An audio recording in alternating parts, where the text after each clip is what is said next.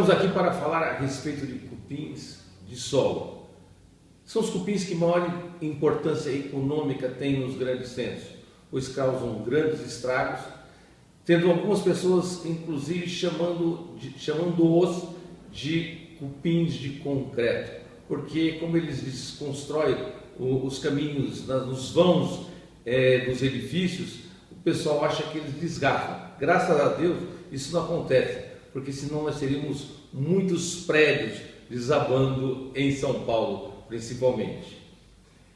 Para começar, acho que é importante perceber que não existe só uma espécie com grande importância.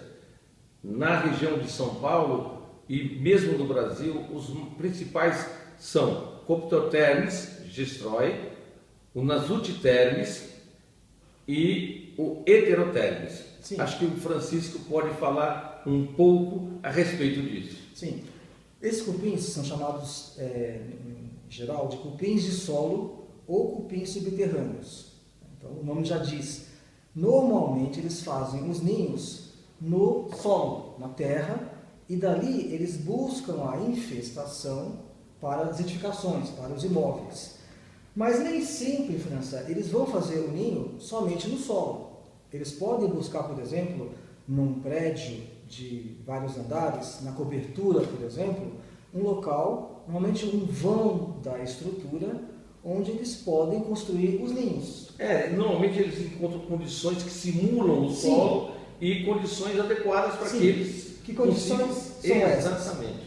Que tem algum aporte de umidade, que eles possam encontrar um madeiramento. Às vezes esses locais podem estar distantes do solo, num vão de estrutura de prédios, em apartamentos, normalmente na cobertura, por exemplo. Esses locais podem ter um aporte de umidade, podem ter condições que simulem as condições de solo, e tenham um pouco de água. Madeira, às vezes pode ser um forro de madeira, ou em estruturas entre lajes, que a gente chama de caixões perdidos, que são vãos estruturais que têm formas de madeira no interior. Eu gostaria de falar um pouco a respeito sobre caixões perdidos, que é uma técnica construtiva que ocorreu muito na década de 60, 70. Sim. Foi quando a gente começou a ter a maior quantidade de cupins atacando São Paulo. Mas não é bem por causa dos caixões perdidos. É que assim, eles trouxeram condições tão adequadas que os cupins se adaptaram razoavelmente bem e começaram a se proliferar. Sim, naquela época, esse processo construtivo, quando se terminava uma obra, muito entulho eram colocados em lajes invertidas ou em restos de obra, em regiões de prumada ou nos locais onde tem vãos. E esses entulhos normalmente apresentavam restos de madeira. Restos de madeirite, enfim, de obra, que ficaram ali à disposição de um ataque de cupins. E tem mais, porque assim, para se construir o caixão, eles constroem realmente um caixão de madeirite e depois jogam a laje por cima. Só que o custo para arrancar essa madeira é inviável. Então eles deixavam lá e os cupins adoraram isso. Aproveitaram a situação, a estratégia e começaram a infestar esses locais onde estavam esquecidos, esse madeiramento esquecido de obra. Como o França bem lembrou, existem pelo menos 3 gêneros principais de cupins de solo. O Coptotermes, da espécie gestroi, o Nasutitermes e o Heterotermes. Então, nos grandes centros urbanos, nós vamos encontrar pelo menos esses 3 gêneros infestando os imóveis, infestando locais onde tenham facilidade de acesso, enfim. Essas colônias têm como características, são colônias numerosas, extremamente numerosas. Muito numerosas, tá? Elas podem demandar aí 4 a 5 anos até ficarem muito maduras, e aí a quantidade de indivíduos pode chegar a milhões. Existem operários, existem soldados e reprodutores. Uma certa época do ano ocorre a revoada desses reprodutores para que haja a fundação de novas colônias. É aí que a gente observa nas tardes de verão mais quentes ou úmidas, no entardecer, aquela revoada de siriris ou aleluias. Então, aquele bichinho que voa, que fica atraído pela luz, ou de poste, ou de alguma iluminação, são, na verdade, os reprodutores dos cupins de solo, cupins subterrâneos. Você sabe uma pergunta que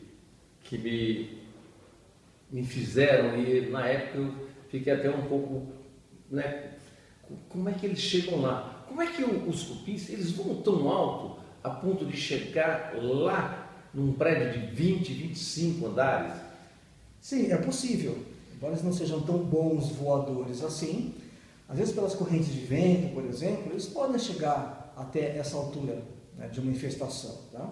Agora, uma vez eles localizando condições adequadas para construir o ninho, ali eles vão começar de forma silenciosa, de forma embutida, quando o cliente não percebe, esse tipo de infestação. E aí eles podem atacar já de uma forma desenvolvida, podem chegar nas guarnições, podem chegar em armários embutidos, em rodapés, em forros de madeira, por exemplo. Isso. E aí a pessoa, no primeiro momento, não percebe essa infestação. Mas... E aí, só para tentar responder aquilo que a gente tinha perguntado, realmente eles vão pela corrente de ar, sim, mas chegou uma hora onde eles já estão lá em cima, e quando eles revoam, eles já estão no topo. Sim. Isso é que é mais engraçado, porque quando você vai num prédio e você vai de 25 andares, quando existe a revoada, você peca com um pá, você tem que varrer a quantidade de cupins que tem dentro do apartamento.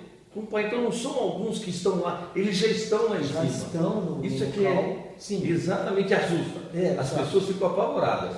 E a infestação, nesse caso, é totalmente independente do solo. Então, o termo cupins de solo, cupins subterrâneos, assim, são cupins que vão buscar um local que simule as condições de solo. Culturalmente falando, é isso. Eles ficavam no solo, sim, depois chegaram nos grandes centros, ocuparam outros espaços. Afinal de contas, estavam ali para serem ocupados. Exatamente. Então, assim, existem condições muito favoráveis para que a infestação possa ocorrer.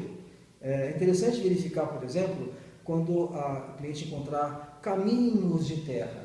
Normalmente, esses cupins subterrâneos ou cupins de solo, eles têm uma carapaça, que a gente chama de exoesqueleto, ela é muito frágil. Então, eles têm também aversão à luz, porque normalmente, quando eles são expostos à iluminação, eles podem ressecar.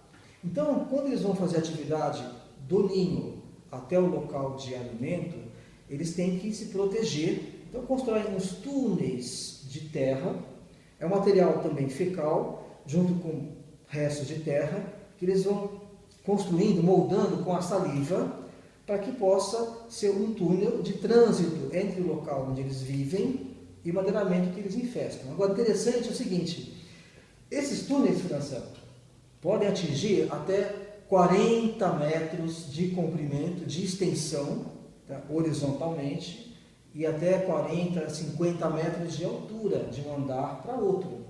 Então, a forma de eles se espalharem no ambiente, ou horizontalmente entre as casas, ou verticalmente entre os apartamentos, é muito fácil.